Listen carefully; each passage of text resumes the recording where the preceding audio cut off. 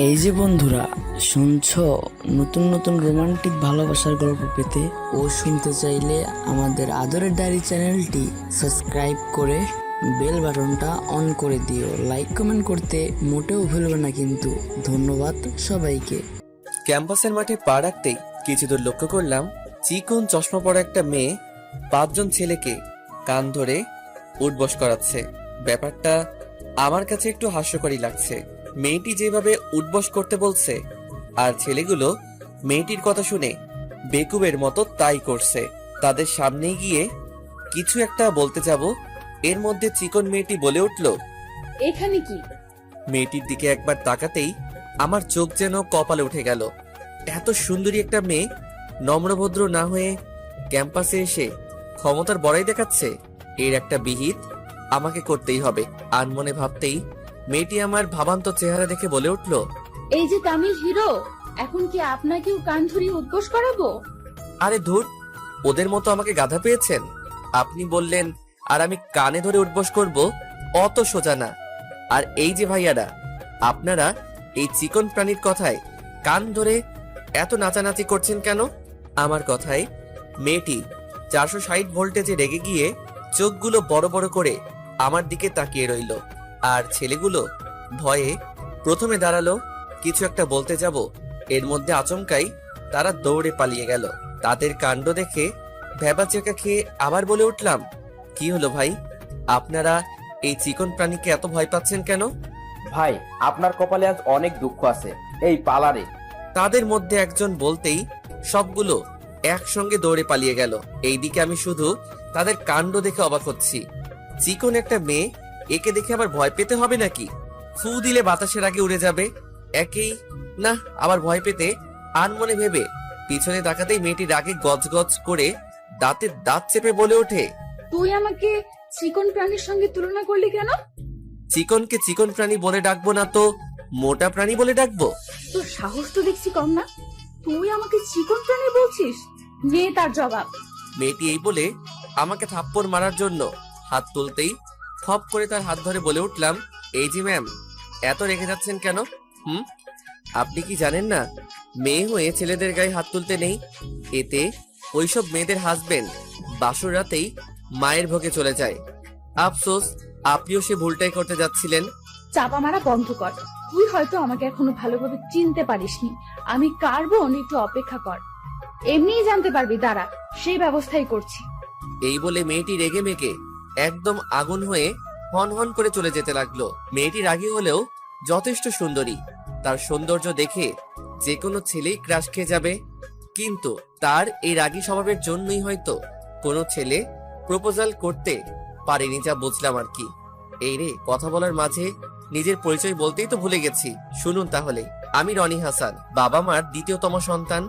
মানে আমারও বড় ভাই আছে, বিয়ে শাদী করে, সে একদম সেট। আর আমি ইন্টারমিডিয়েট পরীক্ষায় অটো পাশ করে জাহাঙ্গীরনগর বিশ্ববিদ্যালয়ে পড়ার সুযোগ মিলেছে। ভাগ্য ভালো ছিল, এসএসসিতে নকল করে A+ পেয়েছিলাম, নয়তো এই জাহাঙ্গীরনগর আর চোখে পড়তো না। যাই হোক, বাদ দিন এসব কথা। তো পড়াশোনার সুবাদে আজই প্রথম ক্যাম্পাসে আসলাম। এসেই দেখুন কেমন ঝামেলার সম্মুখীন হতে হলো। এখানে যে অবস্থা দেখছি, চাপাবাজগিরি করেই চলতে হবে, নয়তো সবার হাতে নাগালে জড়িয়ে নাচাবে। এসব ভাবনার বিচ্ছেদ ঘটিয়ে বেঞ্চে বসে আনমনে ফেসবুকে টাইম পাস করছিলাম। এর মধ্যে সে ছেলেগুলো এসে বলল, ভাই আপনার নাম কি? রনি হাসান, এবার প্রথম বর্ষের স্টুডেন্ট আপনারা। ও, তাহলে হয়ে গেল, আমরাও সেম ইয়ার। যাক, ভালোই হলো, অল্প সময়েই ক্লাসমেটদেরকে পেয়ে গেলাম। কিন্তু তখন ওই মেয়েটার কথায় আপনারা এত ভয় পাচ্ছিলেন কেন? সে কথাই তো বলতে এখানে চলে আসলাম। আপনি যার সঙ্গে ফাজলামো করলেন সে কে জানেন? না ভাই, আপনি অনেক বড় ভুল করে ফেলেছেন। মেয়েটার সঙ্গে ফাজলামো করা আপনার মোটেও ঠিক হয়নি। মেয়েটির নাম হৃদিতা, আমাদের ক্লাসমেট, এই এলাকার টপ সন্ত্রাসী। সবাই ওর ভাইকে মুন্না সন্ত্রাসী বলে চেনে। আর আপনি আজ প্রথম আসছেন, তাই এইসব কিছু চক্র এখনো বুঝিনি। আস্তে আস্তে সব বুঝে যাবেন। তানভীরের কথাটি শুনে আমার তো শরীরটা রীতিমতো কাঁপা কাঁপা অবস্থা উপক্রম প্রায়। হিরোগিরি দেখাতে গিয়ে নিজেই ফেসে গেলাম। আনমনে ভাবতেই হঠাৎ সৌরভ বন্ধুর মহান উক্তিটা মনে পড়ে গেল, যে অবস্থায় থাকিস না কেন বন্ধু, কখনো নিজেকে বিলাই হিসেবে সবার সামনে উপস্থাপনা করবি না। প্রয়োজনে চাপাবাজগিরি করে হলেও নিজেকে বড় বানাবি, নয়তো সবার লাত্তি উষ্টা খেয়ে খেয়ে জীবন যাবে। কথাটা মনে রাখিস। আরে ধুর, ও সন্ত্রাসী বোন হোক আর যাই হোক, এসবে রনি পরোয়া করে না। বিক্স যখন যা সামনে আসে তা খুব ভালো করে সামলে নিতে পারি। তোমরা শুধু একসঙ্গে থাকলেই হবে। সরি ভাই, আমরা এসবের মধ্যে নেই। ধুর শালা, ভিতর ডিম। এত ভয়ে চললে কি ক্যাম্পাসে ঘোরাঘুরি করতে পারবি? এবার একটু দল বন্ধুকে শক্তিশালী কর, যাতে কেউ কিছু বললে তার জবাব দিতে পারি। নিলয়, তুই ঠিকই বলছিস। ক্যাম্পাসে আমরা নতুন আসছি, কেউ ঠিক মতো চিনেই না। এ অবস্থায় ক্যাম্পাসের ছোট বাচ্চারাও আমাদেরকে রেগ দিতে বিন্দুমাত্র পিছপাও হবে না। সুতরাং আমি বলি কি, আমরা 6 একসঙ্গে দলবদ্ধ থাকাই উত্তম হবে। শফিকের কথায় বাকি 4 জনেও আমার দলে যোগ হয়ে গেল। শুরুতেই যে এতগুলো বন্ধু পেয়ে যাব ভাবতেই পারিনি। তাদের সঙ্গে কিছুক্ষণ আড্ডা দিবার পর ক্লাসে এসে লক্ষ্য করলাম হৃদিতার সঙ্গে আরো 6-7 মেয়ে হাতে ক্রিকেট খেলার স্ট্যাম্প নিয়ে দাঁড়িয়ে আছে। এবার বুঝতে পারলাম না ওর ভাই সত্যি অনেক বড় সন্ত্রাসী। যেভাবে ক্রিকেট খেলার স্ট্যাম্প নিয়ে দাঁড়িয়ে আছে হৃদিতা, আজ তো আমাকে জামাই আদর করবে দেখছি। ভয়ে ক্লাসরুমে প্রবেশ করতেই হৃদিতা সহ তার বান্ধবীরা স্ট্যাম্প নাড়িয়ে কাছে আসতে লাগলো। আর আমার সঙ্গে তানভীর, শফিক টফিক যাচ্ছিল, তারা সব ভয়ে পালিয়ে গেল। কিন্তু আমি পালাতে পারছি না। ভয় পাওয়া সত্ত্বেও নিজেকে সংযত রেখে উল্টো তাদের সামনে গিয়ে বললাম, কি ব্যাপার, হাতে লাঠি, আন্দোলন করবেন নাকি? লাঠি দিয়ে তোর পুজো করব, দাঁড়া।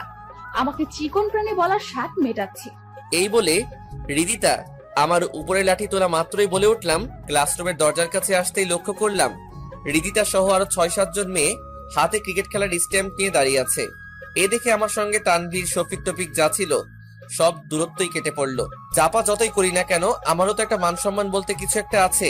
এখন যদি ওদের মতো আমিও কেটে পড়ি তো মান সম্মান তো যাবেই, তার সঙ্গে এতদিনের চাপাবাজগিরির সুনামটাও চলে যাবে। হৃদিতার দল দেখে ভয় পাওয়া সত্ত্বেও বুক ফুলিয়ে ক্লাসরুমে চলে আসলাম। হৃদিতা আমাকে দেখেই রাগে গজগজ করে স্ট্যাম্প হাতে নিয়ে এসে বলে উঠলো, তখন আমাকে কি নামে যেন ডেকেছিস? আরেকবার বল দেখি। হৃদিতার কথার তোয়াক্কা না করে ওর পুরো গ্রুপের উদ্দেশ্যে বলে উঠলাম, কি ব্যাপার আপুরা, আপনারা সবাই দেখছি স্ট্যাম্প হাতে নিয়ে দাঁড়িয়ে আছেন, খেলতে যাবেন নাকি? এই ফাজিল ছেলে, তুই হৃদিতাকে চিকন প্রাণী বলে সম্বোধন করেছিস কেন? চিকনকে চিকন প্রাণী বলে ডেকেছি তো কি এমন মহাভারত অশুদ্ধ হয়েছে? তানিয়া, চেয়ে দেখেছিস কি এই তামিল হিরোকে স্ট্যান্ড দিয়ে ফুটার ফুট কয়েকটা দে, নয়তো আমি দিচ্ছি, দেখ। হৃদিতাই বলে স্ট্যাম্পটা হাতে শক্ত করে ধরে যেই আমার উপর তুলতে যাবে, খপ করে স্ট্যাম্পটা হাতে নিয়ে বলে উঠলাম, খবরদার কেউ এই ভুলটা করবেন না।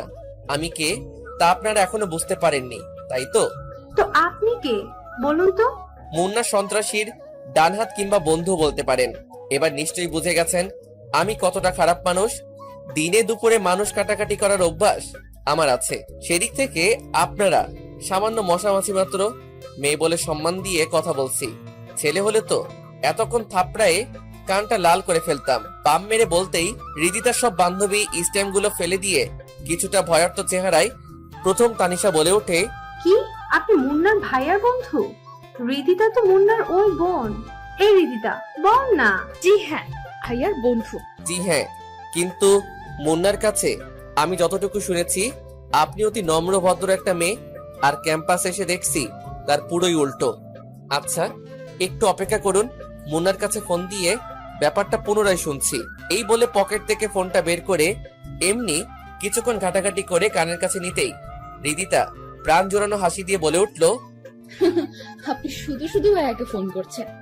মুন্নার একটু বলি যে তার বোন ক্যাম্পাসে পড়াশোনার নামে তার ভাইয়ার ক্ষমতার বড়াই করে বেড়াচ্ছে। ভাইয়াকে বলার কি দরকার? সামান্য এই ব্যাপারই তো, নেক্সট টাইম কাউকে আর হেনস্থা করব না, প্রমিস। আচ্ছা ঠিক আছে, এবারের মতো মাফ করে দিলাম, কিন্তু পরের বার যদি ক্যাম্পাসে কোনো ছেলেকে কান ধরে উঠবস করাতে দেখছি তো ওই দিন আপনাকেও ওখানে কান ধরে উঠবস করতে হবে। কথাটি অবশ্যই মনে রাখবেন। এবার আমি আসি উপর দিকে। এই হৃদিতা, আমাদের এখন কি হবে? কি হবে মানে? এই খবিশটার জন্য তো ক্যাম্পাসে কাউকে র্যাগিংও করতে পারবো না দেখছি। দাঁড়া, কালকেই ভাইয়ার কাছ থেকে শুনে ব্যাপারটা ক্লিয়ার হচ্ছে। যদি ভাইয়ার লোক হয়ে থাকে তো বেঁচে যাবে, আর যদি আমাদের বোকা বানিয়ে সব চাপা মেরেছে তোর খবর আছে। এইদিকে তোরা আমার কোন কালের বন্ধুরে? শালা আমাকে বিপদে ফেলে রেখে পালিয়ে এসে পড়ছিলি। কি করব বল? অমন সন্ত্রাসীর বোনের সঙ্গে কি জেনে শুনে পাঙ্গা নেওয়া কি ঠিক হবে? যদি একবার মুন্না ভাইয়ের কাছে রিদিতা তোর কিংবা আমাদের নাম নালিশ করে, কি হবে একবার ভেবে দেখছিস? রাজুর কথা শুনে ইতিমধ্যে হাঁটু কাঁপা কাঁপা অবস্থা উপক্রম প্রায়। তারপরও নিজেকে সংযত রেখে বুক ফুলিয়ে বলে উঠলাম, আরে ধুর, রিদিতা কিছুই বলতে পারবে না। ওকে আমি এমন ভাবে চাপাবাজি চক্রে ফেলেছি, এতে কখনো আর ক্যাম্পাসে তার সন্ত্রাসী ভাইয়ের ক্ষমতার বড়াই করবে না। তো কি এমন চাপা মারলি দোষ? বলছি শুন তাহলে। বন্ধুর সঙ্গে আড্ডা শেষ করে বাসায় আসলাম। এসেও কেন জানি মেয়েটার রাগ মিশ্রিত চেহারাটাই বারবার ভেসে উঠছে। ইচ্ছা না থাকার পরেও তার কথাই ভাবতে ইচ্ছে করছে। আর সেটা কেন ইচ্ছে করছে তার মানে এখনো খুঁজে পাচ্ছি না। যাই হোক, এই মেয়ের ধারের কাছেও যাওয়া যাবে না।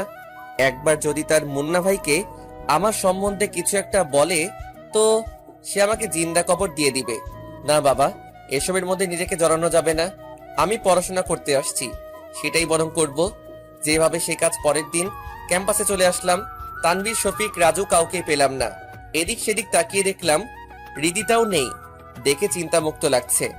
প্রফুল্ল মনে ক্যাম্পাসের মাঠে বসে আর মনে ফেসবুকে টাইম পাস করছি। এর মধ্যে রিদিতা ও তার বান্ধবীদের নিয়ে আমার সামনে হাজির। কিছুটা একটা বলতে যাব, এর মধ্যে রিদিতাই বলে উঠল, কিরে, কাল না ক্লাসরুমে খুব বড় গলায় বলেছিলি তুই ভাইয়ার ডান হাত? কই, ভাইয়াকে তোর কথা জিজ্ঞেস করলে ভাইয়া বলল রনি নামে আমাদের দলে কোনো সন্ত্রাসীই নেই। এই রে, এত জলদি রিদিতা ওর ভাইয়ের কাছ থেকে সব শুনে ফেলেছে? এখন তো চাপাবাজি করার কোনো সুযোগই নেই দেখছি। আনমনে ভাবতেই তানিয়া বলে ওঠে, আমাদের সঙ্গে ফাজলামো করার জন্য তোকে এখন ক্যাম্পাসে সবার সামনে কান ধরে 50 বার ওঠবস করতে হবে। নে, জলদি শুরু কর। 50 বার কান ধরে উঠবস করতে বলছে? মান সম্মান তো যাবেই, তার সঙ্গে বন্ধুদের কাছে হাসি তামাশার পাত্র হতে হবে। কিন্তু এখন কি কথা বলে কেটে পড়া যায় সেটাই তো ভেবে পাচ্ছি না। এসব ভাবতেই রিদিতা প্রচন্ড রেগে বলে, এখন তুই কান ধরবি নাকি ভাইয়াকে ডেকে এনে তোর রাম ধুলাই দিব? দেখুন, আপনারা আমাকে যত ধনীর পরিবারের ছেলে ভাবছেন, আমি তা না। গ্রামের সামান্য একজন কৃষকের ছেলে। এখানে অনেক সংগ্রাম করেই আমাকে আসতে হয়েছে। তবে কোনো অন্যায়ভাবে কাউকে হেনস্থা করতে দেখলে নিজেকে সংযত রাখতে না পারি না। অন্যের ঝামেলায় নিজেই জড়িয়ে যাই। কাল কিছুটা রেগেই আপনাকে দুই একটা ভুলভাল কথা বলছি, এর জন্য আমি ক্ষমা প্রার্থী। আর এই যে রিদিতা ম্যাম, আপনি তো মুন্না ভাইয়ের বোন, চাইলে যে কাউকে মারধর ক্যাম্পাস থেকে বের করে দিতে পারবেন। আজ আমাকেও বলছেন ক্যাম্পাসে সবার সামনে 50 বার কান ধরে উঠবস করতে। আমার কৃষক বাবা যদি জানতে পারে তার ছেলে ক্যাম্পাসে সবার সামনে কান ধরে উঠবস করছে, তাহলে সে কতটা আঘাত পাবে একবার ভাবতে পারছেন? আপনার সন্ত্রাসী ভাইয়ের ক্ষমতার বড়াই দেখিয়ে আমাদের মতো অসহায় গরিব সাধারণ ছেলেকে অসম্মানের মুখে ফেলে দিয়ে না প্লিজ। সরি, আমাদের ভুল হয়েছে। আমরা আসলে এত কিছু বুঝে উঠতে পারিনি। আমিও এত কিছু বুঝে উঠতে পারিনি, সরি। যদি পারেন তাদের সঙ্গে বন্ধুত্ব করে নিন, আর না পারলে তাদের সঙ্গে অন্তত হেনস্থা করেন না প্লিজ। আমার ইমোশনাল ডায়লগ শুনে রিদিতা, তানিয়া তারা দুজনেই প্রায় আধো কান্না। সেদিনকার পর থেকে রিদিতাকে ক্যাম্পাসে কোনো ছেলেকে হেনস্থা করতে দেখিনি। যাই হোক, আমি তো রিদিতাকে রীতিমতো পাশ কাটিয়ে চলছি। জেনে শুনে তো আর আগুনে পা রাখা সম্ভব না। এইভাবে কিছুদিন কেটে গেল। এর মধ্যে প্রায় সবার সঙ্গে প্রায় বন্ধুত্ব হয়েছে, কিন্তু রিদিতার সঙ্গে বন্ধুত্ব করেনি। রিদিতাও কখনো আগ বাড়িয়ে কথা বলতে আসেনি। তো একদিন ক্লাস শেষে গেটে এসে দাঁড়িয়ে ফোন ঘাটতেছি, হঠাৎ রিদিতা এসে বলল, রনি, কেমন আছো? ভালো। আপনি কেমন আছেন? আচ্ছা, তুমি আমাকে আপনি বলে সম্বোধন করছো কেন? না, এমনি। ভাইয়ার কথা ভেবে ভয় পাও নাকি? এই এলাকার সবাই তো আপনার ভাইকে দেখে ভয় পায়, তাহলে আমি কেন পাবো না? ক্যাম্পাসে প্রথম যখন আসলে তখন তো হিরো হিরো ভাব ধরে চলেছ। তখনও তো জানতে আমি মুন্নার বোন, তারপরও দুষ্টুমি ফাইজলামি করেছ। তো এখন এমন হলো যে আমার সঙ্গে দেখা হলে কথাই বলছো না, পাশ কাটিয়ে চলে যাচ্ছ। তার মানে ভাইয়াকে দেখে তুমি একটু বেশি ভয় পাও। আপনি ঠিকই ধরেছেন। আমি আসলে ঝামেলায় পড়তে চাই না, সাধারণভাবে চলতেই বেশি পছন্দ করি। আমি মুন্নার বোন বলে ক্যাম্পাসে সবাই আমাকে পাশ কাটিয়ে চলে। আমিও না বুঝে তাদের সঙ্গে মিসবিহেভ করেছি, এতে তারা আমার ধারের কাছেও আসে না। ওদিন তোমার কথাগুলো শুনে আমি একদম পাল্টে গেছি। তা আমি খুব ভালো করে লক্ষ্য করেছি। বাহ, তুমি আবার আমাকেও ফলো করো? হুম। না মানে ক্লাসমেট হিসেবে ওইটুকু ফলো করার অধিকার আমার আছে। আচ্ছা, আমি কি তোমার বন্ধু হতে পারি? হুম, অবশ্যই, কিন্তু ভয় পাবার কিছু নেই। ভাইয়া সন্ত্রাসী হলেও কখনো আমার ফ্রেন্ডদের উপর আক্রমণ করে না, বুঝলে? ও আচ্ছা। আজ থেকে আমরা ফ্রেন্ড, ওকে? আর আমাদের মাঝে আপনি তুমি বলে কেউ কাউকে সম্বোধন করা চলবে না, ঠিক আছে? ওকে। রিদিতার সঙ্গে এভাবে বন্ধুত্ব হয়ে যায়, সেই সঙ্গে ফেসবুক অ্যাকাউন্টেও। ক্যাম্পাসে থাকলে তো আড্ডা হতোই, বাসায় থাকলে মেসেঞ্জারে কথা হতো। কিছুদিনের মধ্যে রিদিতার সঙ্গে যে এত গভীর বন্ধুত্ব হয়ে যাবে তা আমি কখনো কল্পনাও করিনি। তা চলুন এবার ক্যাম্পাসে ঘটনায় যাওয়া যাক। ক্লাসে মনোযোগ সহকারে স্যারের লেকচার শুনছি, হঠাৎ পিছন দিকে সরাতেই লক্ষ্য করলাম রিদিতা আমার দিকে এক নজরে তাকিয়ে আছে। চোখ ইশারা দিয়ে বললাম, আমার দিকে তাকিয়ে আছেন কেন? রিদিতা মাথা নাড়িয়ে বলল, না, এমনি। রিদিতার কাণ্ড দেখে আনমনে হেসে আবার স্যারের লেকচারে মনোযোগ হলাম। ক্লাস শেষে মাঠে নিলয়, রাজু, শফিকদের সঙ্গে বসে আড্ডা দিচ্ছি। এর মধ্যে রিদিতা এসে বলল, রনি, তুই ফ্রি আছিস? কেন? না মানে তোকে নিয়ে একটু শপিং মলে যেতাম আর কি। আমাকে নিয়ে গেলে তোর লাভ হবে না, উল্টো আমাকে খাওয়াতে হবে, বুঝছস? ঠিক আছে, তুই যা খেতে চাস তাই খাওয়াবো এবং তোকে সারপ্রাইজও দিব। এখন বল, আমার সঙ্গে যাবি নাকি লসের খাতায় নিজের নামটা বসাবি? কোনটা? কি সারপ্রাইজ দিবি? তা আমার সঙ্গে গেলেই বুঝবি। আচ্ছা চল চল, দেরি হয়ে যাচ্ছে। বাহ, সারপ্রাইজের কথা শুনে আড্ডা থেকে চট করেই উঠে পড়লি দেখছি। তুই যাই বলিস না কেন, সারপ্রাইজ পেতে আমার প্রচুর ভালো লাগে। জি, এবার চলুন। রাস্তায় এসে রিদিতা নিজের প্রাইভেট কারে না উঠে রিকশায় থামালো। দেখে বলে উঠলাম, তোদের গাড়ি থাকতেই তুই রিকশা থামালি কেন? রিকশায় করে যেতেই আমার ভালো লাগে, তাই রিকশা থামালাম। ও এই ব্যাপার। রিকশায় দুইজনেই উঠার পর আমার কেন জানি রিদিতার পাশে বসে থাকতে সংকোচ বোধ হচ্ছে। আর এইদিকে রিদিতাও আমার হাত জড়িয়ে ধরে রেখেছে। দেখে ফাইজলামো করে বলে উঠলাম, আমরা দুইজন দুই রিকশায় গেলেই বেশি ভালো হতো। দুই রিকশা কেন? না মানে তুই যেভাবে আমার হাত জড়িয়ে ধরে রেখেছিস, এতে বাহিরের মানুষজন দেখে ভাবছে আমরা স্বামী স্ত্রী রিকশায় করে ঘুরছি। এই কথা বলা মাত্রই রিদিতা আমার হাত ছেড়ে দিয়ে লজ্জামাখা সুরে বলে উঠল, ফাইজলামো করিস না তো। ফাইজলামো কই করলাম, সত্যিই তো কইলাম। তুই সব সময় একটু বেশি, তাই না? না, আগে ঠিক বেশি বুঝতাম না, তবে ইদানিং শুরু করেছি আর কি। অত বেশি বোঝা ভালো না চান্দু। জি। এইভাবে রিদিতার সঙ্গে দুই এক কথা বলে শপিং মলে আসলাম। আমি আমার মতো ফোন ঘাঁটতে লাগলাম। রিদিতা আমার হাতে ফোনটা দেখে রাগান্বিত হয়ে বলে ওঠে, সারাক্ষণ শুধু ফোন নিয়েই থাকতে হবে নাকি? তোকে নিয়ে আসলাম এক কাজে আর তুই করছিস কি? তুই তো জানোসই আমার চয়েস বেশি একটা ভালো না। ভালো হতে হবে না, তুই আমার পাশে থাকলেই হবে। আচ্ছা ঠিক আছে চল। রিদিতার আচরণে আমি তখনই অবাক হলাম যখন ওর কোনো কিছু না কিনে বলল, রনি, এই পাঞ্জাবিটা দেখ তো কেমন। তোর বয়ফ্রেন্ডকে গিফট করবি তো নিয়ে নে, একদম ফাটাফাটি হবে। তুই না সবসময় বেশি বুঝিস। ভেবেছিলাম পাঞ্জাবিটা তোকে গিফট করব, এখন আর করবই না। আরে রেগে যাচ্ছিস কেন? মজা করে কথাটা কইছি, বিশ্বাস কর। ফাজিল একটা। এই বলে রিদিতা আমার হাতে পাঞ্জাবি তুলে দিল। ব্যাস, আমিও খুশি মনে পরিধান করে নিলাম। রিদিতা আমার পরনে পাঞ্জাবি দেখে মুগ্ধ হয়ে বলে উঠল, পাঞ্জাবিতে তোকে দারুণ মানিয়েছে দেখছি। সত্যি ভালো লাগছে নাকি পাম দিচ্ছিস? সত্যি অনেক ভালো মানিয়েছে। এখন চল, রেস্টুরেন্টে খেতে যাব। তোর জন্য কিছু কিনলি না? আরেকদিন কিনবো, এখন চল রেস্টুরেন্টে খেতে যাব, অনেক ক্ষুধা লাগছে। রিদিতার আচরণে কিছুই বুঝতে পারলাম না। শপিং মল আসলো ওর দরকারে, এসে আমাকে পাঞ্জাবি গিফট করলো, নিজের জন্য কিছুই কিনলো না। যাই হোক, আমাকে পাঞ্জাবি গিফট করেছে, এতেই আমি খুশি। তারপর রিদিতা আমাকে রেস্টুরেন্টে নিয়ে গেল। প্রফুল্ল মনে খাবারগুলো খাচ্ছি, হঠাৎ 5-6টা প্রাইভেট কার রেস্টুরেন্টের সামনে এসে দাঁড়ালো। রেস্টুরেন্টে যা লোকজন ছিল সব আস্তে আস্তে বের হয়ে গেল। তাদের কাণ্ড দেখে আমার খাবারগুলো গলায় নামছে না। থতমত খেয়ে রিদিতাকে জিজ্ঞেস করলাম, প্রাইভেট কারে কে আসছে রে? কি আবার আমার ভাইয়া এসেছে? এটা কিন্তু ঠিক না রিদিতা। তোর ভাই কেন এখানে আসবে? রিদিতা আমার ভয়ার্ত চেহারা দেখে বলে উঠলো। রেস্টুরেন্টে খেতে আসছে হয়তো। তুই শুধু শুধু ভয় পাচ্ছিস কেন? ভয় পাবো না তো নাচবো? যদি একবার এখানে আসে তখন? আসবে মানে এসে পড়েছে। ওই দেখ, ভাইয়া এইদিকেই আসতেছে। হাই ভাইয়া। রিদিতা, তুই খাওয়া দাওয়ার প্রতি এত বেখালিভাবে চলাফেরা করিস কেন? সকালে এত করে বললাম ব্রেকফাস্ট করে যেতে, আমার কথা না শুনে এখানে রেস্টুরেন্টে এসে খাচ্ছিস। ইয়ে মানে ভাইয়া, তুমি হঠাৎ এখানে? তোকে ফলো করে এখানে আসছি। কখন থেকে লক্ষ্য করছি এই ছেলে শপিং মল থেকে রেস্টুরেন্ট পর্যন্ত তোর সাথেই আছে। কে এই ছেলে? এই ছেলে তোর নাম কি? মুন্না ভাইয়ের গম্ভীর কণ্ঠ আওয়াজ শুনে অনেকটাই ভয় পেয়ে গেলাম।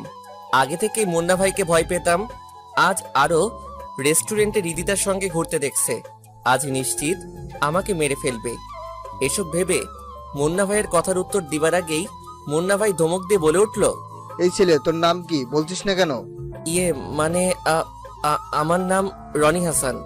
তো রিদিতার সঙ্গে রেস্টুরেন্টে কেন? রিদিতা ওর ভাইয়ার রাগান্বিত হওয়া দেখে স্বাভাবিক করার জন্য বলে ওঠে, ভাইয়া তুমি রেগে যাচ্ছ কেন? রনি তো আমার শুধুমাত্র বন্ধু, এছাড়া কিছুই না, বিশ্বাস করো প্লিজ। ও, এ কথা আগে বলবি তো। শুধু শুধু আমাকে রাগিয়ে দিয়েছিলি। ভেবেছিলাম এই ছেলে তোকে কথার জালে ফাঁসাচ্ছে। না ভাইয়া, তেমন কিছুই না। রনি খুব ভালো ছেলে, এছাড়াও ও আমার খুব ভালো বন্ধু। ও আচ্ছা, সরি ব্রাদার, আমার আসলে মাথা ঠিক থাকে না। কখন কাকে কি বলে ফেলি তা আমি নিজেও জানি না। It's okay. আচ্ছা ঠিক আছে, তোরা থাক, আমি বরং বাসায় চলে যাই, মাথাটা খুব ব্যথা করছে। আর ছোট ভাই, তুমি কিছু মনে করো না। ইটস ওকে ভাইয়া। মুন্না ভাই এ বলে চলে গেল। এইদিকে আমার হাঁটু কাঁপা কাঁপা অবস্থা, গলা শুকিয়ে যাচ্ছিল। ভয় কাকে বলে এই মুহূর্তে খুব ভালোই বুঝতে পারছি। মাফিয়ার বোনের সঙ্গে ফ্রেন্ডশিপ করা মানে আগুনে পা রাখা, সমান কথাই আনমনে ভেবে যাচ্ছি। এর মধ্যে রিদিতা বলে উঠল, সরি রে ভাইয়া, আসলে ব্যাপারটা বুঝতে পারিনি। ভেবেছে তোর আর আমার মধ্যে কিছু একটা চলছে। ভাইয়ার কথায় তুই মন খারাপ করিস না। বাসায় গিয়ে তোর হয়ে ভাইয়াকে আমি বকে দিব, ঠিক আছে? রিদিতার কথা তোয়াক্কা না করে বলে উঠলাম, এখন আমাকে মেসে যেতে হবে। হ্যাঁ অবশ্যই যাবি, তার আগে খাবারটা শেষ কর। না রে, আজ খেতে ইচ্ছা করছে না। কি আর করার, চল তাহলে। রাস্তায় এসে দুই রিক্সা ডাকতেই রিদিতা বলে উঠল, দুই রিক্সা ডাকছিস কেন? ইয়ে মানে আমার একটু এমার্জেন্সি, নীলের ওখানে যেতে হবে, তুই বরং বাসায় চলে যা। রিদিতা আমার ব্যাপারটা খুব ভালো করে বুঝতে পেরে বলে উঠল, আচ্ছা ঠিক আছে, মেসে গিয়ে আমাকে ফোন দিস। ওকে। রিদিতাকে অন্য রিক্সায় পাঠিয়ে কেমন জানি শান্তি শান্তি লাগছে। এতক্ষণ তো পুরো ভয় ছিলাম। এতদিন এলাকার লোকজনের কাছ থেকে শুনে আসছি, আজ নিজেই দেখলাম কথা বলার মাঝে হুট করে রেগে যায়। দিনে দুপুরে মানুষজন মেরে ফেলতে যে পরোয়া করে না। যদি কোনো ভুল ত্রুটির জন্য মুন্না ভাই আমাকেও আক্রমণ করে তখন তো আমি শেষ। তার থেকে রিদিতার সঙ্গে বন্ধুত্বই শেষ করতে হবে। জেনে শুনে বিপদের মুখে পা রাখা মোটেও আমার জন্য কাম্য হবে না। যেই ভাবা সেই কাজ। যোগাযোগের মাধ্যমগুলোতে এক এক সবগুলোতেই রিদিতাকে ব্লক করে দিলাম। উপর দিকে, ভাইয়া তুমি কিন্তু কাজটি মোটেও ঠিক করনি। আরে বাবা, সরি বলেছি তো। সরি বললে কি হবে, ও তো তোমাকে এমনি অনেক ভয় পায়, আজ আবার তুমি ওকে শাসিয়েছো। আচ্ছা ঠিক আছে, আমার হয়ে তোর ফ্রেন্ডকে বলে দিস ভাইয়া যে কাজটি করেছে তার জন্য সে অনুতপ্ত এবং সরিও বলেছে। এবার ঠিক আছে? ওকে ভাইয়া, আমি এক্ষুনি মেসেঞ্জারে বলে দিচ্ছি। রিদিতা এই তার রুমে চলে গেল। ল্যাপটপ ওপেন করে মেসেঞ্জারে টেক্সট দিতে গিয়ে অবাক দৃষ্টিতে তাকিয়ে বলে ওঠে, কি ব্যাপার, আমাকে ব্লকে রেখেছে কেন? দাঁড়া, ফোন দিয়ে এখনই তোর 12টা বাজিয়ে দিচ্ছে। এই বলে ফোনটা বের করে কল দিল, কিন্তু ওপাশ থেকে ব্যস্ত দেখালো। হতাশ হয়ে ফোনটা বালিশের উপর ফেলে দিতে যাবে, হঠাৎ মেসেজের শব্দ পেয়ে রিদিতা তড়িঘড়ি করে ফোনের স্ক্রিনে তাকিয়ে লক্ষ্য করে অচেনা নাম্বার থেকে একটি মেসেজ আসছে। আগ্রহ নিয়ে পড়তে লাগলো, রিদিতা, তুই হয়তো আমার উপর এখন ভীষণ রেগে আছিস, কেননা অকারণে একটা মানুষকে যোগাযোগের মাধ্যম থেকে ব্লক করে রাখা তা সত্যি রাগান্বিত হওয়ার একটা ব্যাপার। সে জায়গা থেকে তুই মোটেও ব্যতিক্রম নস। যাই হোক, এবার মূল কথায় আসি। তুই তো জানিস আমি অনেক দূর থেকে এখানে পড়াশোনা করতে আসছি। বাবা মারও কঠোরতম নিষেধ, ক্যাম্পাসে যেন কোনো প্রকার ঝামেলা না পাকায়। এছাড়া তুই তোর ভাইয়ের রাগ সম্পর্কে ভালোই জানিস, কখন কি থেকে কি করে ফেলে তা সে নিজেই জানে না। তাই আমি সিদ্ধান্ত নিয়েছি তোর আর আমার বন্ধুত্বের সম্পর্ক এখানেই শেষ। ক্যাম্পাসে দেখা হলেও প্লিজ আমার সঙ্গে কোনো প্রকার কথা বলতে আসিস না। আল্লাহ হাফিজ, ভালো থাক। রিদিতা মেসেজটি পড়ে এতটাই রাগ উঠে যায় যে রনিকে সামনে পেলে সে কাঁচায় চিবিয়ে খেয়ে ফেলবে। অনেকটা রেগে আনমনে বলে ওঠে, বন্ধুত্ব নষ্ট করার খুব শখ হয়েছে তাই না? কাল ক্যাম্পাসে তোকে মজা দেখাচ্ছি, অপেক্ষা কর। এইদিকে রিদিতার কাছে মেসেজটি পাঠিয়ে কাজটা কি ভুল করলাম? না, ভুল কিছু করিনি। যা করেছি একদম ভালোই করেছি। মাফিয়ার বোনের সঙ্গে কোনোভাবে বন্ধুত্ব রাখা ঠিক হবে না, এসব ভেবেই ঘুমিয়ে পড়লাম। সকালে ঘুম থেকে উঠে ফ্রেশ হয়ে খাবারের পর্ব শেষ করে মার সঙ্গে কিছুক্ষণ ফোনে কথা বললাম। তারপর প্রতিদিনকার মতো ক্যাম্পাসে আসলাম। ক্লাস শুরু হতে প্রায় 20 মিনিট সময় বাকি আছে। টাইম পাস করার জন্য ফেসবুক ঘাঁটতে ব্যস্ত হয়ে গেলাম। ফেসবুকে মগ্ন থাকা অবস্থায় হঠাৎ কে জানি ফোনটা হাত থেকে কেড়ে নিয়ে কিছু দূরে ফেলে দিল। সামনে তাকিয়ে দেখি রিদিতা প্রচন্ড রেগে আমার দিকে এক দৃষ্টিতে তাকিয়ে আছে। সেদিকে ভ্রুক্ষেপ না দিয়ে মাটি থেকে ফোনটা হাতে নিতে যাব, এর মধ্যে রিদিতা বলে উঠল, কাল রাতে মেসেজে তুই এসব কি লিখেছিস? চুপ করে আছিস কেন? উত্তর দে। রিদিতা একটু বোঝার চেষ্টা করো, তোর ভাই এমনি অনেক রাগী। কেউ যদি তোর কাছে আমার নামে ভুলভাল কান পড়া দেয় তো তোর ভাই আমাকে খুন করে ফেলবে। আমি এত কিছু বুঝি না, তুই আগে যেমন ছিলি তেমনই থাকবি। সরি রিদিতা, পারবো না। এবার কিন্তু বেশি বাড়াবাড়ি হয়ে যাচ্ছে। রিদিতার কথায় নিশ্চুপ হয়ে ওখান থেকে সোজা ক্লাসরুমে আসলাম। রিদিতাও আমার পিছনে চলে আসলো। সেদিকে আমার ভ্রুক্ষেপ নেই, নিশ্চুপ হয়ে সিটে বসে আছি। নিলয়, তানভীর, শফিক, রাজু এক এক করে সব স্টুডেন্ট ক্লাসে চলে আসলো। আমারও কথা বলার মতো মানুষ পেয়ে গেলাম। উপর দিকে রিদিতা শুধু আমার দিকে তীক্ষ্ণ চোখে তাকিয়ে আছে। একবার রিদিতার দিকে তাকিয়ে আবার মুখ ফিরিয়ে নিলাম। এইভাবেই রিদিতাকে ইগনোর করতে লাগলাম। এখন রিদিতা আগ বাড়িয়ে কথা বলতে আসলেও কোনো একটা কাজের বাহানা দেখিয়ে ওখান থেকে সরে যেতাম। এক প্রকার রিদিতাকে পাশ কাটিয়ে চলতাম আর কি। হঠাৎ একদিন রিদিতা আমার মেসেজ এসে বলতে লাগলো, রনি, তুই কিন্তু আমাকে রীতিমতো এড়িয়ে চলছিস, যা আমার একটুও ভালো লাগছে না। প্লিজ আগের মতো হয়ে যা। রিদিতাকে আমার মেসে দেখে থতমত খেয়ে বলে উঠি, রিদিতা তুই হঠাৎ আমার মেসে? তোর তো ভাব বেশি, ক্যাম্পাসে কথার সময় নেই, তাই মেসে চলে আসলাম। লোকজন তোকে আমার মেসে দেখলে অনেক বড় অসম্মানের মুখে পড়তে হবে। রিদিতা প্লিজ তোর বাসায় চলে যা, আমি বরং তোর সঙ্গে কাল ক্যাম্পাসে কথা বলবো। আগে আমার প্রশ্নের জবাব দে, তুই আগের মতো ফ্রেন্ডলি ভাবে চলবি, হ্যাঁ অথবা না? আগের মতো ফ্রেন্ডলি ভাবে চলা আমার পক্ষে সম্ভব না, বুঝতে পারছিস না কেন? তুই তাহলে আমার কথা শুনবি না, তাই তো? আমার নীরবতায় দেখে রিদিতা বলে ওঠে, এবার তোর সঙ্গে খারাপ কিছু হতে যাচ্ছে, যা তুই কল্পনাও করতে পারবি না। যেই ভয়ে তুই আমাকে পাশ কাটিয়ে চলছিস, সেই ভয়টাই তোকে সারা জীবন পেতে হবে। সেই ব্যবস্থা করছি, তার প্রস্তুতি নিয়ে নে। রিদিতার কথার আগাগোড়া কিছুই বুঝতে পারলাম না। সারা জীবন ভয় থাকতে হবে মানে ও কি বোঝাতে চাইলো? যাই হোক, ওর কথা ভেবে সময় নষ্ট করার কোনো মানেই নেই। তবে একটা বিষয় বুঝতে পারছি না, আমি ওর সঙ্গে কথা কিংবা বন্ধুত্ব না রাখলে কিংবা যায় আসে? আমার মতো তো আরো অনেক ফ্রেন্ডই তো আছে। এর মধ্যে একমাত্র আমি পাশ কাটিয়ে চললে ওর কি সমস্যা? হয়তো রিদিতা আমাকে ভালো বন্ধু ভাবে, হুট করে বন্ধুত্ব সম্পর্ক নষ্ট করায় মানতে পারছে না। অপরদিকে রিদিতা বোন, কান্না করছিস কেন? মুন্নার কথাটি শুনে রিদিতা আরো জোরে কান্না করে বলে ওঠে, খবরদার আমার সঙ্গে ভুলেও কথা বলতে আসবে না। মুন্না হঠাৎ তার বোনের অভিমান দেখে থতমত খেয়ে যায়। হঠাৎ আবার কি এমন হলো যে কান্না করছে? আনমনে ভেবে মুন্না বলে, আচ্ছা কি হয়েছে আমাকে বলবি তো নাকি? শুধুমাত্র তোমার জন্য আমার বন্ধু বান্ধব কেউ কাছে ঘেঁষতে পারে না। ওই দিন রনিকে একটু শাসিয়েছো দেখে ও আমার সঙ্গে কথা বলবে তো দূরের বিষয়, সত্যি তাকানোর সাহসটুকুও পায় না। আমি একবার এ কথা বলতে চাইলেও পাশ কাটিয়ে চলে যায়। ও এই ব্যাপার, রনি কথা বলে না দেখে কান্না করছিস? কান্না করবো না তো কি করবো? ও আমার এত ভালো একটা বন্ধু হুট করে কথা বলা বন্ধ করেছে, এতে কি আমার খারাপ লাগে না? হ্যাঁ অবশ্যই খারাপ লাগবে, তবে তার জন্য যে কান্না করতে হবে এমন তো কোনো কথা না।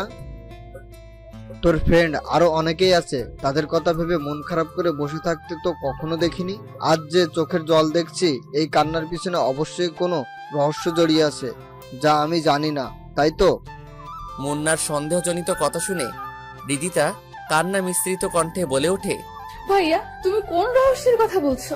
আমি মাফিয়া সন্ত্রাসী হতে পারি ঠিকই, কিন্তু দিন শেষে আমারও পরিবার পরিজন বলতে কে একজন আছে, যার মূল্য পৃথিবীর সবচেয়ে আমার কাছে বেশি। কে সেই মানুষ জানিস? না ভাইয়া। এটা হলো আমার ছোট বোন রিদিতা, যাকে সেই ছোটবেলা থেকে এই বুকে আদর যত্ন করে বড় করেছি। সেই সঙ্গে তার চাওয়া পাওয়া পূরণ করতে ত্রুটি রাখিনি।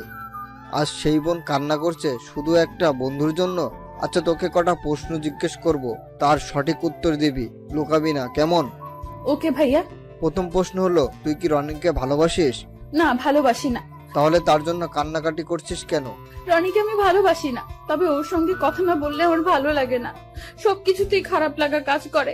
ও যখন আমাকে পাশ কাটিয়ে চলে, তখন কেন জানি এমনিই কান্না পায়। এমনটা যদি হয়ে থাকে তো তুই নিশ্চিত ওই ছেলেটার প্রেমে পড়েছিস। এর জন্য তার এড়িয়ে চলাটা সহ্য করতে পারছিস না।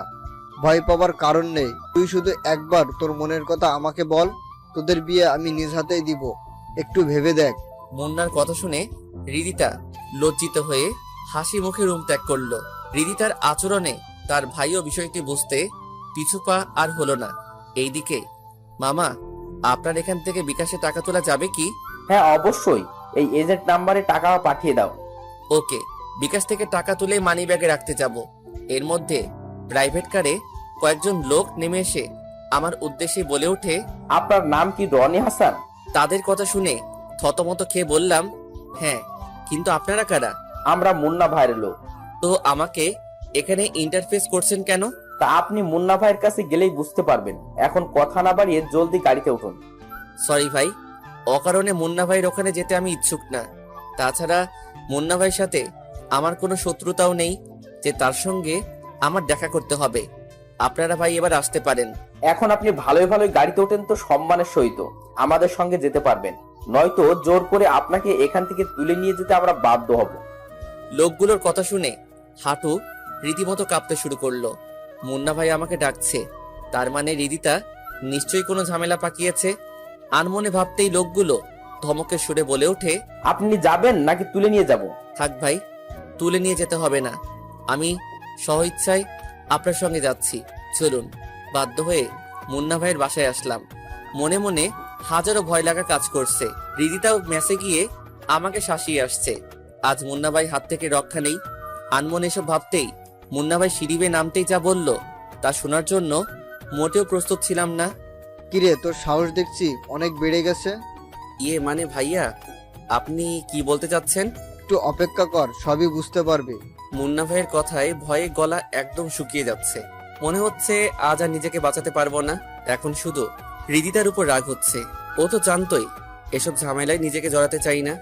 এসব জেনে শুনে আমাকে বিপদের মুখে ফেলে দিল।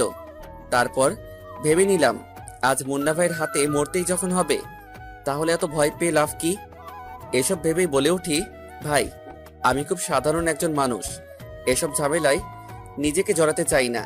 তাছাড়া আপনার সঙ্গে ব্যক্তিগত কোনো শত্রুতাও আমার নেই।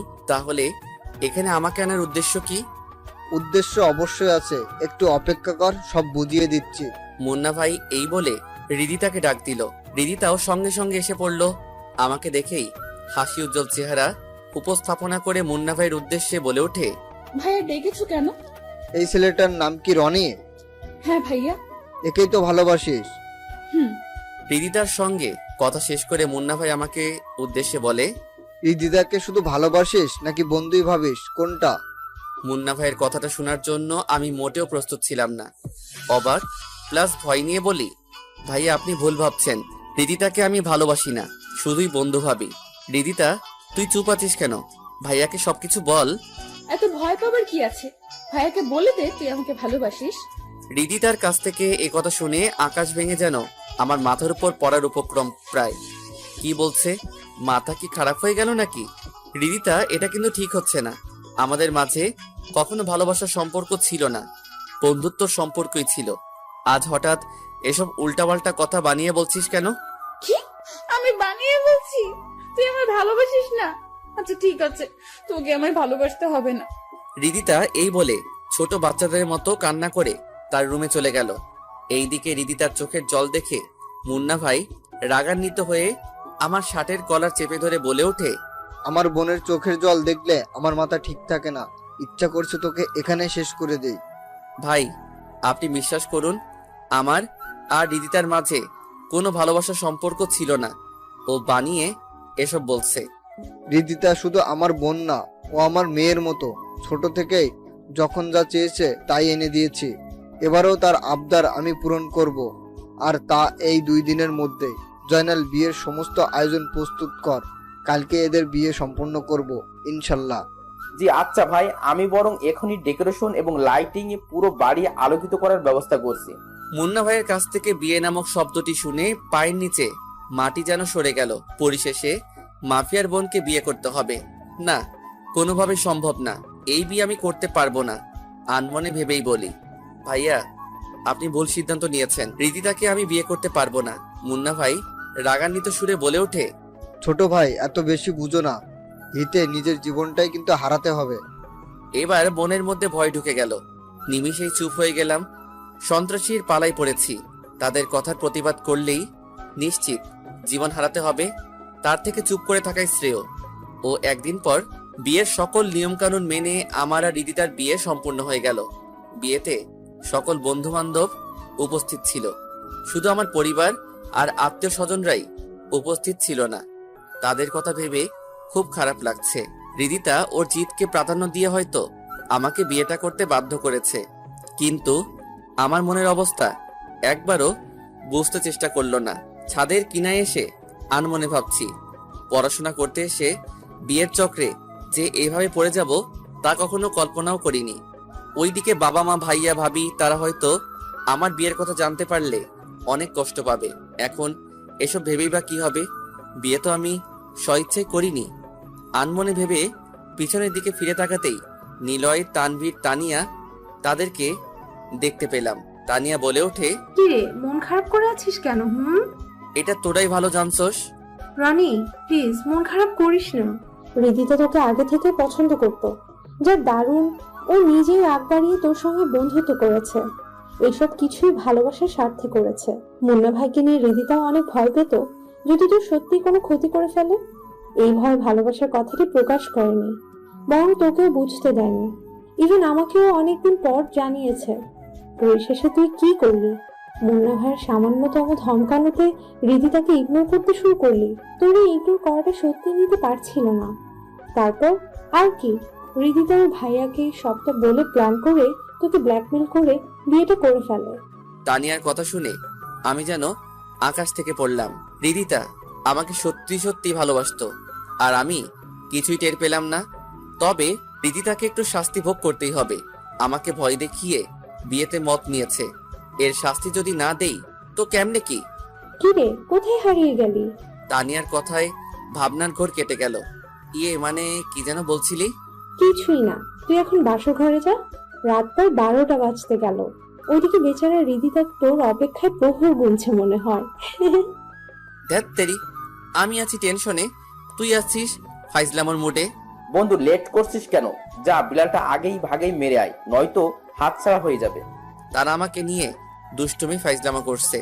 এর মধ্যে হঠাৎ রিদিতা ছাদে এসে কোনো কথা না বলে আমার হাত ধরে টেনে রুমে গিয়ে দরজা বন্ধ করে বলে ওঠে, এই যে হিরো, আমাকে এখানে বসিয়ে রেখে ছাদে আড্ডা দিচ্ছিলেন কেন? মন চাচ্ছিল তাই ছাদে আড্ডা দিচ্ছিলাম, তাতে তোর কি? এখন থেকে আমার ওই সব, বুঝলেন? কিন্তু আমি কেন জানি আনন্দিত হতে পারছি না। মনটা খারাপ নিয়ে বিছানায় বসে পড়লাম। আমার চেহারায় বিষণ্ণতা প্রতিচ্ছবি দেখে রিদিতা বলে ওঠে, সরি, আমি আসলে তোকে এতটা প্যারা দিতে চাইনি। তোর ইগনোর করাতে আমি সত্যি অনেক আপসেট হয়ে যাচ্ছিলাম। ভাবতাম এই বুঝে আমার কাছ থেকে একেবারেই চলে যাচ্ছিস। তুই আমাকে যে ভালোবাসতি এ কথা একবারও প্রকাশ করসনি। আমাকে একবার জিজ্ঞেস করে তো জানতে পারতি। তা না করে এমন এক কাণ্ড করে ফেললি, তা সত্যি অবিশ্বাস্য। আমার ভালোবাসার কথা তোকে বললে কি হতো? উল্টো কোনো কিছু না ভেবে আমাকে না করে দিতি। কারণ একটাই ছিল, আমার ভাই সন্ত্রাসী, আর ভাইকে তুই অনেকটাই ভয় পাইতি। এর জন্যই তোকে ভালোবাসার কথাটি বলতে পারি নাই। তা না হয় বুঝলাম, কিন্তু বিয়ের বিষয়টি এত জলদি করলি কেন? তুই জানছস না আমি এখন স্টুডেন্ট, বাবার টাকায় চলছি, তার সঙ্গে লেখাপড়াও করছি। এখন তো আমার ভবিষ্যৎটাও অন্ধকার হয়ে গেল দেখছি। তোর এই পাগলামোতে আমার রঙিন লাইফটা এখন সাদা কালোতে পরিণত হয়ে গেল। রাগে পুরো শরীর রিরি করছে, মন চাচ্ছে রিদিতাকে কষিয়ে কয়েকটা থাপ্পড় মেরে দেই, কিন্তু ওর সন্ত্রাসী ভাইটার জন্য পিছুপা হতে হচ্ছে। নিজের রাগ নিজের মাঝেই ধামাচাপা দিতে হচ্ছে। দূর, লাইফটাকে শেষ করে দিল। এসব ভেবে কম্বল মুড়িয়ে চোখ বুজে ফেললাম। কিছুক্ষণ পর রিদিতা আমাকে জড়িয়ে ধরে কানের কাছে এসে বলে, ঘুমিয়ে পড়ছিস কেন? আজ না আমার বাসর রাত। কথাটা শেষ হওয়া মাত্রই রিদিতাকে ঝটকানি মেরে সরিয়ে দিয়ে বললাম, কিসের বাসর রাত? আজ আমার মরণ রাত। আমার কথা শুনে রিদিতার হাসি উজ্জ্বল চেহারা নিমিষেই মলিন করে বলে, ছি, এসব অলক্ষণের কথা মুখে আনতে নেই। বুঝতে পারছি আমার উপর তোর অনেক রাগ জমে আছে। চাইলে আমাকে আঘাত করে তোমার রাগ নিরবন করতে পারো, বাধা দিব না, কিন্তু রাগের ঘোরে এসব অলক্ষণে কথাবার্তা বলো না প্লিজ। রিদিতার আদো কান্না চেহারা দেখে এবার বুঝতে পারলাম মেয়েটা সত্যিই আমাকে অনেক ভালোবাসে। ভালোবাসা ছাড়া এরকম পাগলামি করা সম্ভব না। এমন মেয়েকে লাইফ পার্টনার হিসেবে পেয়ে মন্দ হয়নি। তারপরও ও আমাকে আরেকটু বাজিয়ে দেখতে হবে সে কতটা আমায় ভালোবাসে। আনমনে ভাবতেই রিদিতা আদো কান্না সুরে বলে, কি ভাবছো? রিদিতাকে কাঁদানোর জন্য বললাম, ভাবছি কি করে নিজের জীবন শেষ করা যায় সে চিন্তাই করছি, কিন্তু নিজের জীবন নিজ হাতে তো শেষ করা সম্ভব না, তাই অন্য কোনো উপায় ভাবতেছি। বাসর রাতে সবাই কত রোমান্টিক কথা বলে, আর তুমি আমাকে এসব বলে কাঁদাতে যাচ্ছ? তোর সঙ্গে কথা বলার আমার বিন্দু মাত্র ইচ্ছা করছে না। কখনো আমার কাছ থেকে ভালোবাসা পাবি না। স্ত্রী হিসাবে আমার কাছে অবহেলিত হয়ে থাকবি। এই বলে কম্বল আর বালিশ নিয়ে সোফায় ঘুমিয়ে পড়লাম। চোখ বুঝতেই ঘুমের রাজ্যে কখন হারিয়ে গেছি তা নিজেও জানি না। সকালে পাখির কিচিরমিচির শব্দ শুনে ঘুমটা ভেঙে গেল। চোখ মেলে পাশে তাকাতেই লক্ষ্য করলাম রিদিতা সোফায় বসা অবস্থায় ঘুমিয়ে আছে। একদম বাচ্চাদের মতো নিষ্পাপ লাগছে। এমনিতেই অনেক রূপবতী, ঘুমানো অবস্থায় তার রূপের ঝলক আরো বৃদ্ধি পেয়েছে। ইচ্ছা না থাকার পরেও তার কপালে চুমু এঁকে দিতেই হঠাৎ নড়ে চড়ে ওঠে। দেখে জলদি ওখান থেকে সরে যেতে চাইলেই পিছন দিক থেকে রিদিতা বলে ওঠে, রাতেই না বললেন আমাকে একটুও ভালোবাসবেন না, এখন আবার লুকিয়ে কিস খাওয়া হচ্ছে তাই না? এই রে, ধরা খেয়ে গেলাম। ঘুমিয়ে তো ছিল, টের পেল কেমনে? নাকি আমার আগেই ঘুম ভেঙেছে? যাই হোক, কোনো এক কথা বলে বিষয়টা ধামাচাপা দিতে হবে। মানে তোর কপালে মশা বসেছিল, তাই মশাটাকে মারতেই কাছে গিয়েছিলাম, এছাড়া অন্য কিছু না। জনাব, আপনার মনে দুষ্টুমির উদয় হয়েছে, তা আমি খুব ভালো করেই বুঝতে পারছি। এই বলে আমার একদম নিকটে এসে বলে, এত সংকোচ বোধ করছো কেন গো? আখ পিচ তো আমার কাছেই তোমাকে ধরা দিতে হবে। অসম্ভব, তোকে আমার স্ত্রী হিসেবে মেনে নিচ্ছি না। মেনে তো আপনাকে নিতেই হবে জনাব। রিদিতা, বাইরে বের হ, কত রোমান্স করবি? দরজার ওপাশ থেকে তানিয়ার কথাটি শুনে রিদিতা আমার কাছ থেকে চট করে সরে গেল। রিদিতার কাণ্ড দেখে আনমনে হেসে উঠলাম। আমার হাসি দেখে রিদিতা বলে, কি হলো, হাসতেছো কেন? এমনি। দরজার ওপাশ থেকে তানিয়া দরজা ধাক্কা মেরে বলে ওঠে, কি রে, দরজা খুলবি নাকি ভেঙে ভিতরে যাব? আরে আসতেছি, দাঁড়া। রিদিতা এই বলে দরজা খুলে দিল। প্রথম তানিয়া রুমে প্রবেশ করলো, তারপর এক এক করে তানভীর, নিলয়, শফিক, রাজু সবাই এসে আমার দিকে তাকিয়ে ফাইজলামো শুরু করে বলে ওঠে, বাসরাত কেমন কাটলো দোস্ত? তোদের মুখে আর কোনো কথা নেই, এসেই এইটা বলতে হবে?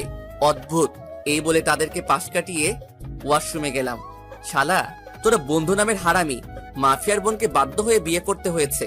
বুঝতে পারছিস না বাসরাত কেমন হবে? এটা আবার আমাকে জিজ্ঞেস করতে হবে নাকি? আনমনেই একাই বক বক করছি। অপরদিকে এই যে আপুমনি, বাসরাত কেমন কাটালেন? আর বলিস না, এতদিন সিনেমায় যে কাহিনী দেখেছি সেম কাহিনী আমার সঙ্গে হয়েছে। মানে? কাল রাতে আমাদের স্বামী স্ত্রীর মাঝে আলিঙ্গন হয়নি রে। অনেক স্বপ্ন ছিল ফুলসজ্জার রাতে স্বামীর সঙ্গে প্রেমালাপ করব, কিন্তু খবিশটা রেগে সোফায় গিয়ে ঘুমিয়ে পড়লো। আমারও কোনো কিছু বলার সাহসও হচ্ছিল না।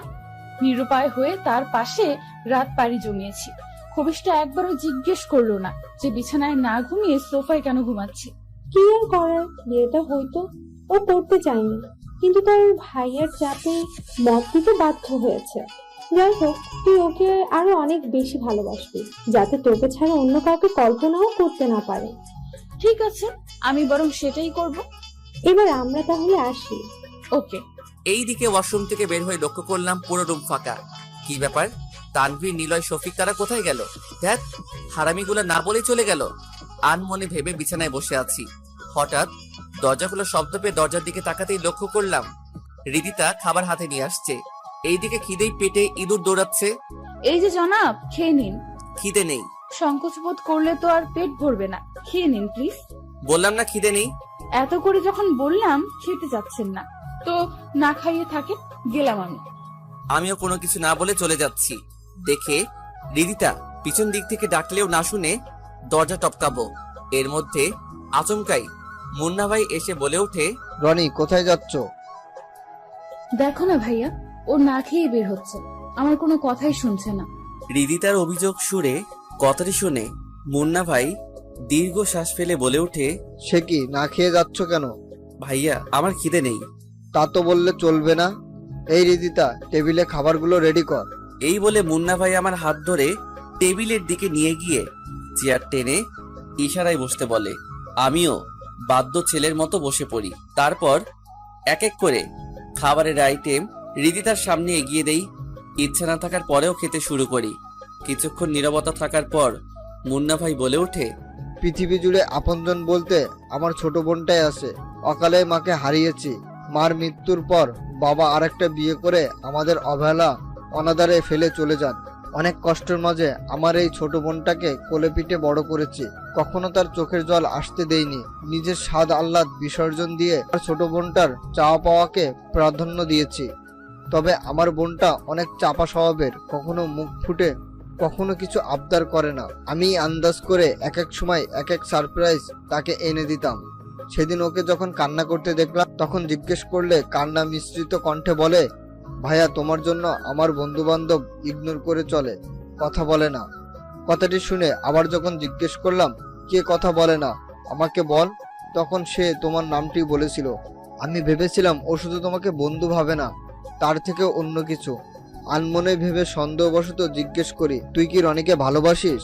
আমার কথায় শব্দে না প্রকাশ করে মাথা ঝাঁকিয়ে হ্যাঁ সম্মতি জানিয়েছিল। তারপর কোনো কিছু না ভেবেই বিয়ের সিদ্ধান্ত নিয়েই নিই এবং তোকে ভয় দেখিয়ে বিয়েতে মত নিতে বাধ্য করি। এটা অবশ্যই বড় অন্যায় করে ফেলেছি, এর জন্য আমি ক্ষমা প্রার্থী। আর তোমাদের পড়াশোনার বিন্দুমাত্র ক্ষতিও আমি হতে দিব না, এ বিষয়ে নিশ্চিত থাকতে পারো। মেসে থাকার কোনো দরকার নেই, আমাদের এখানেই থাকবে। প্রয়োজনে তোমার বাবা মার সঙ্গে কথা বলে সবকিছু স্বাভাবিক করব। এতে যদি ওনাদের পা পর্যন্ত ধরতে হয় তো আমি তাই করব। তারপরও নিজের মাঝে রাগ কিংবা মন খারাপ নিয়ে থেকো না ভাই, প্লিজ। মুন্না ভাইয়ের এরকম কথাবার্তা শুনে একটু না অনেকটাই অবাক হয়েছি যে মুন্না ভাই মানুষকে হুমকি ধুমকি কথা বলে, আজ আমার সঙ্গে এত মলিন ভাষায় কথা বলছে, তা সত্যি অবিশ্বাস্য। হয়তো বিয়েটা আমার বাধ্য হয়ে করতে হয়েছে ঠিকই, কিন্তু রিদিতাকে যে আমার অপছন্দ তেমন কোনো বিষয় না। স্ত্রী হিসাবে রিদিতাকে আমার বেশ পছন্দই হয়েছে। এসব ভেবেই বলে উঠি, আচ্ছা ভাইয়া ঠিক আছে। রিদিতাকে আমি স্ত্রী হিসেবে মেনে নিয়েছি, কিন্তু আমি তো এখনো বেকার। রিদিতার দায়িত্ব তোমাকে এখনই নিতে হবে না। যতদিন না তোমার পড়ালেখা শেষ হচ্ছে না ততদিন তোমরা আমার দায়িত্বে থাকবে, সমস্যা নেই। জি আচ্ছা। মুন্না ভাই চলে যাবার পর ভাইয়া হয়তো তোমাদের চোখে খুনি, সন্ত্রাসী, কিন্তু আমার চোখে পৃথিবীর সেরা ভাইদের মধ্যে আমার ভাইয়া একজন। তার ঋণ আমি কখনো শোধ করতে পারবো না। এই বলে রিদিতা চোখের জল মুছে রুমে চলে গেল। বুঝতে পারলাম সে অনেকটাই ইমোশনাল হয়েছে। বাসায় ভালো লাগছে না দেখে ক্যাম্পাসের মাঠে আড্ডা দিতে চলে আসলাম।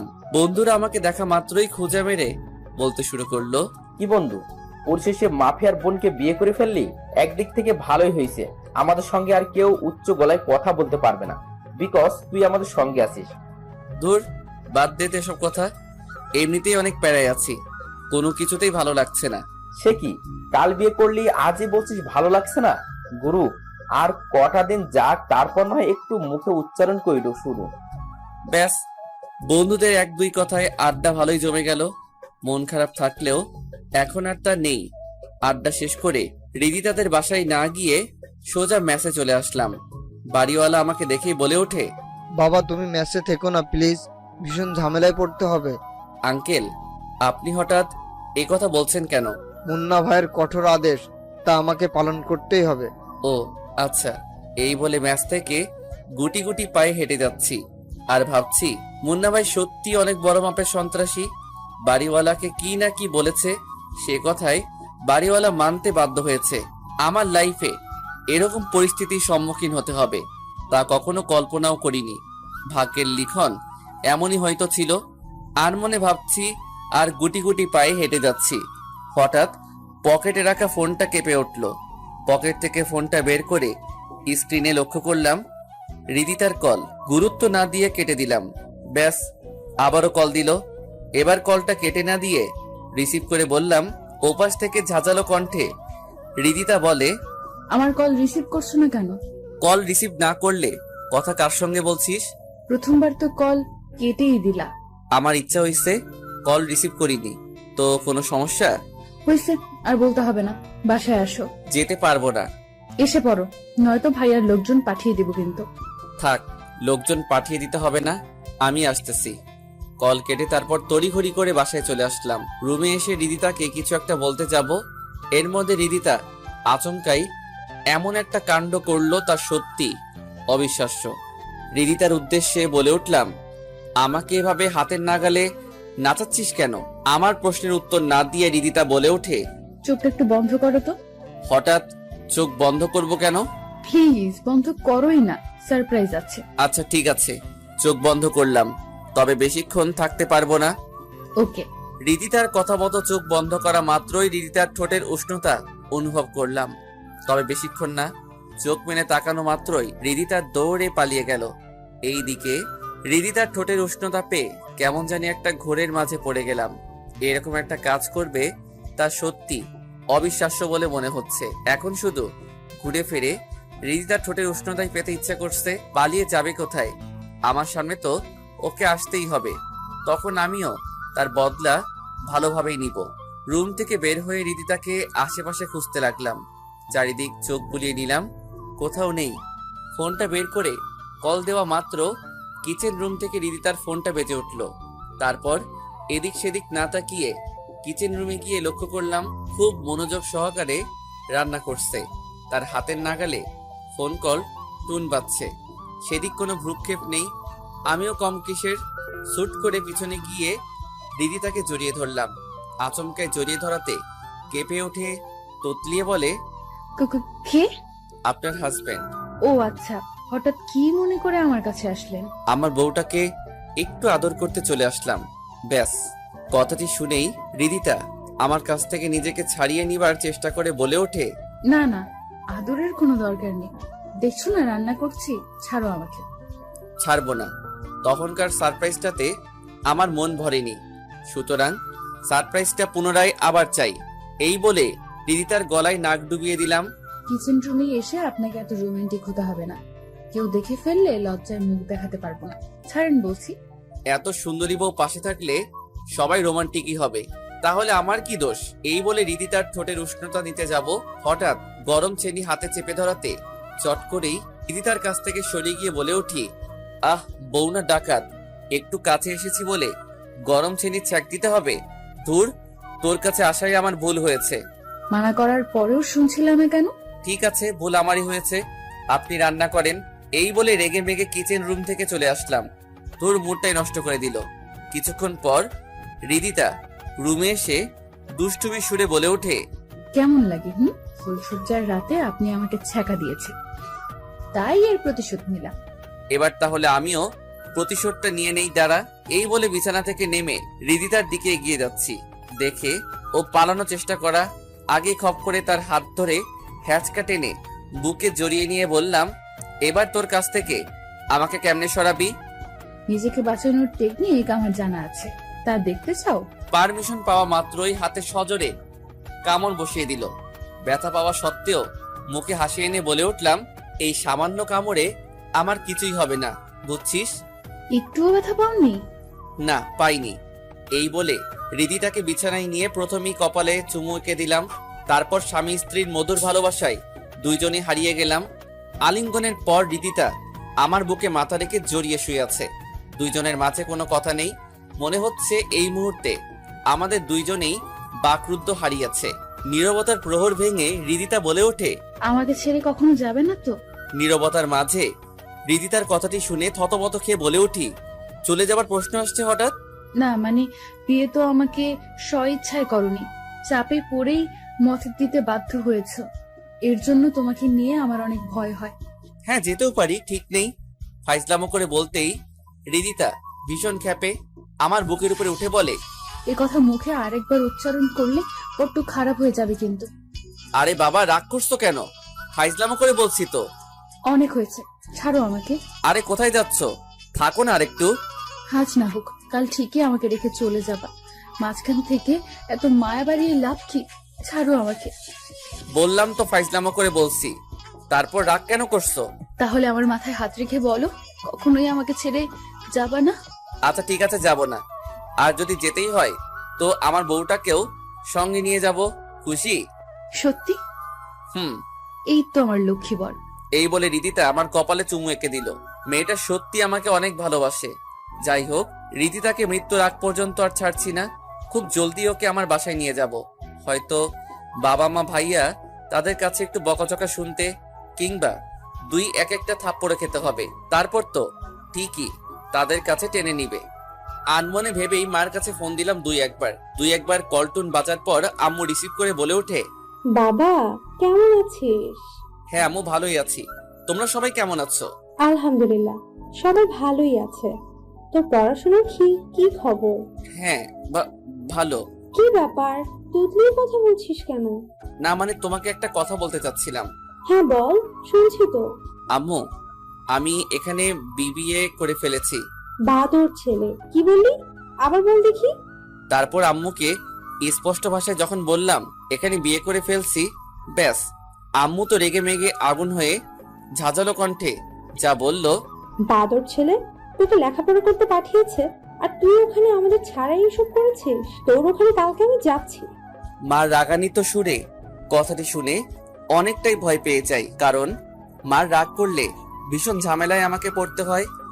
আমার সুপারিশ তো একমাত্র মা করে, আর এখন দেখছি পুরোই বিপক্ষে চলে গেছে। তার দিক থেকে রিয়াক্ট করা অস্বাভাবিক কিছুটা। তারপর ওর মা রাগান্বিত আচরণে ভয় করছে। মা যে রিয়াক্ট করলো, বাবা শুনলে তো বাসায় তুলবে না। এখন এসব ভেবে আর লাভ নেই, যা হবার তা হবেই। রাতে ঘুমানোর সময় এসব চিন্তা ভাবনা করছি। রিদিতা আমাকে চিন্তিত দেখে জড়িয়ে ধরে বলে, কি ভাবছো? ভাবনার বিচ্ছেদ ঘটিয়ে বলে উঠলাম, মাকে আমাদের বিয়ের বিষয়টা জানিয়ে দিয়েছি। উনি আমার মুখে বিয়ে নামক শব্দটি শুনেই অনেকটা রেগে যান এবং কালকেই আসতে চাইছে। বুঝতে পারছি না মা এখানে আসলে কি হবে। রিদিতা আমার কথাগুলো শুনে বিষণ্ণ মুখটি কালো করে বলে, আমার জন্য তোমাকে অনেক বকাশোকা শোনাবে। এই পাগলি, তুমি মন খারাপ করছো কেন? মা তো আমাকে ছোট থেকে বকাঝকা করে, তার বকা শুনে হজম করার শক্তি আমার আছে। চিন্তা করো না, সব ঠিক হয়ে যাবে।